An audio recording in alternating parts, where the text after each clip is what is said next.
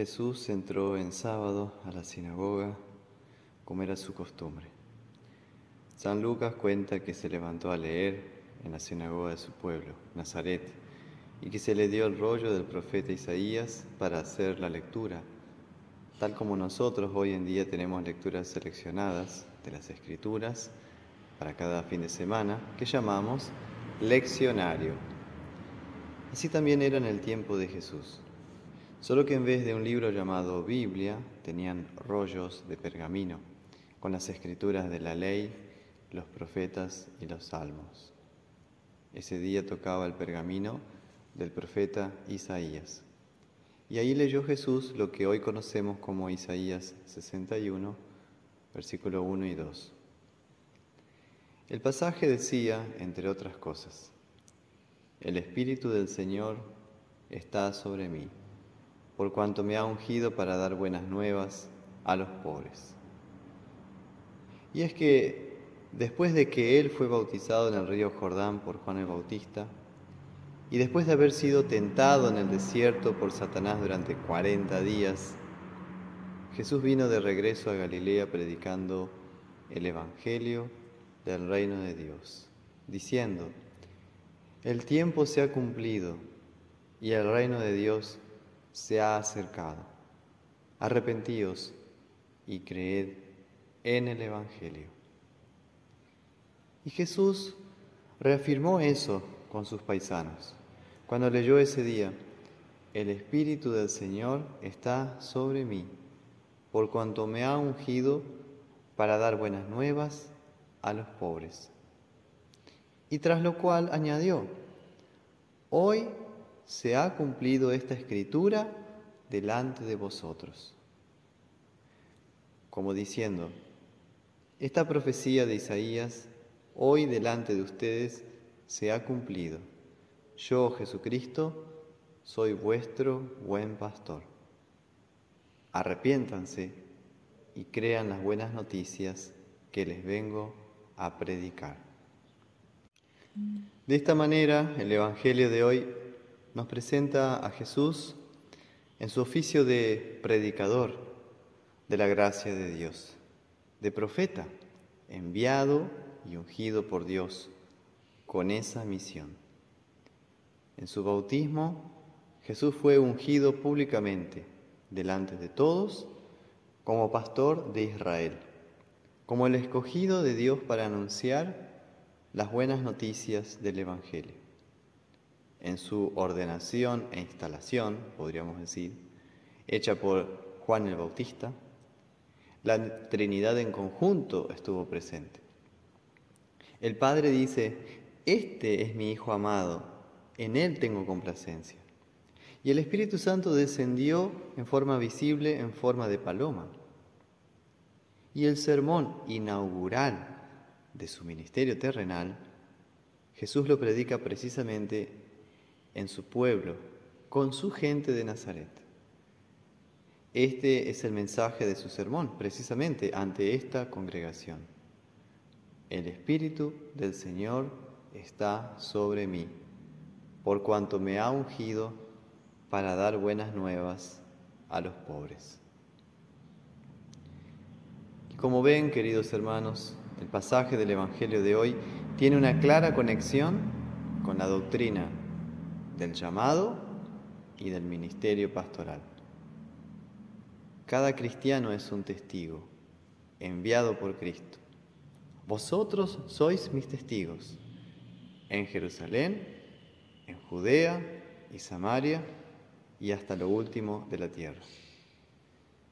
Pero también, además, por el otro lado, existe un oficio en la Iglesia, instituido por Cristo mismo, que es el oficio del ministerio pastoral, también llamado oficio de la predicación o ministerio de la palabra, como dice San Pedro en Hechos 6. Este oficio no debe confundirse con el real sacerdocio de los bautizados, de los creyentes, si bien ambos se complementan bajo Cristo. El propio Señor Jesucristo instituyó el ministerio pastoral cuando llamó y escogió a 12 apóstoles. Y en cuanto a la iglesia, Jesús mandó orar por más pastores. Cuando enseña, la mies a la verdad es mucha, mas los obreros pocos. Por tanto, rogad al Señor de la mies que envíe obreros a su mies. La iglesia debe orar por más vocaciones al ministerio de la palabra. Este ministerio consiste en predicar el Evangelio y administrar los sacramentos públicamente en la iglesia, para que por estos medios de gracia el Espíritu Santo obre la fe salvadora, cuando y donde le place, en los que oigan el Evangelio. Pero para que un hombre entre en el ministerio pastoral, es necesario ser llamado por Dios a través de su iglesia en la tierra. Todos son testigos, pero no todos son pastores. Para ser un pastor se debe recibir un llamado y ser ordenado e instalado por la iglesia. Este es el camino o la ruta para entrar en el ministerio pastoral, que en latín se dice rite vocatus, es decir, ritualmente llamado o regularmente llamado por Cristo mediante su iglesia. Sin ese llamado particular, sí, soy testigo, pero no todavía pastor, porque no tengo ovejas que me han llamado como su pastor. Y ahora que soy pastor y predicador de Cristo, ¿con qué fin soy llamado? Con el propósito que Isaías señala para el propio ministerio del Señor Jesús. El Espíritu del Señor está sobre mí, por cuanto me ha ungido para dar buenas nuevas a los pobres, me ha enviado a sanar a los quebrantados de corazón, a pregonar libertad a los cautivos y vista a los ciegos, a poner en libertad a los oprimidos, a predicar el año agradable del Señor. Quiere decir que el trabajo principal de un pastor consiste en evangelizar, en entregar el Evangelio puro, sin adulteraciones, a las personas, sin cambios, sin agregados, sin adulterar la palabra de Dios, sin añadir ni quitar nada, sin añadir al artículo de la justificación por la fe sola en Cristo el añadido de las obras humanas o de las tradiciones humanas. Así también el verdadero pastor debe aceptar la cruz de sufrir por Cristo y el Evangelio. Esto significará sufrir oposición, rechazo, discriminación, ataques del diablo, del mundo y de la propia carne. Y llegado el caso, además, aceptar el martirio y la muerte por amor a la verdad de la palabra de Dios. ¿Por qué? Porque el pastor es un teólogo de la cruz. Significa que llama malo a lo malo y bueno a lo que es bueno delante de Dios y para Dios.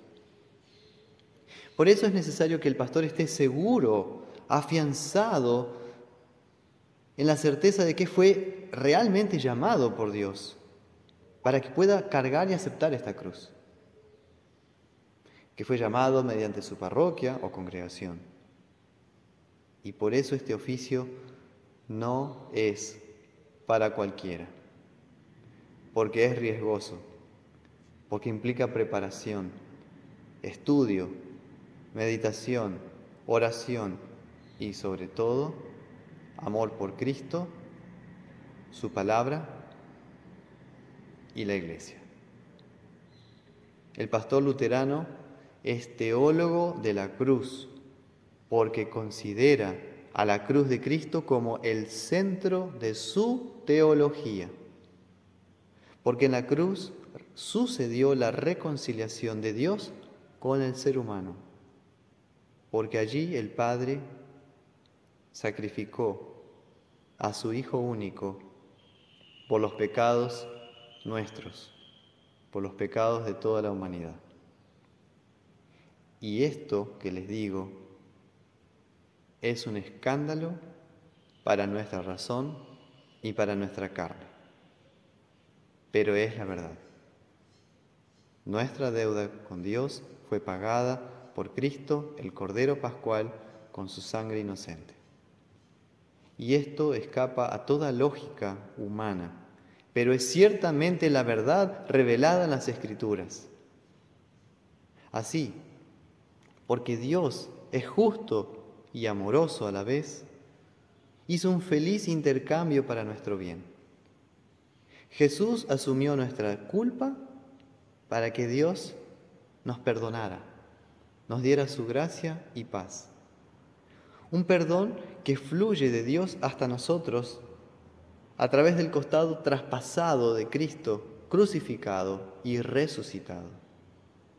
Del costado traspasado de este nuestro precioso Salvador fluye constantemente la palabra del perdón. Fluye el sacramento del bautismo y el sacramento del altar. Es de las heridas del propio Señor Jesús que se nos revela que verdaderamente Dios nos ama y te ama. Y es por medio de Cristo crucificado que tenemos la entrada al cielo. Y más que eso, no solo eso, sino que aquí, hoy, por medio de Jesús y en el nombre de Cristo, podemos orar al Padre con plena confianza por nosotros, por nuestras familias y por todas las personas que cargan diversas aflicciones y cruces en esta vida.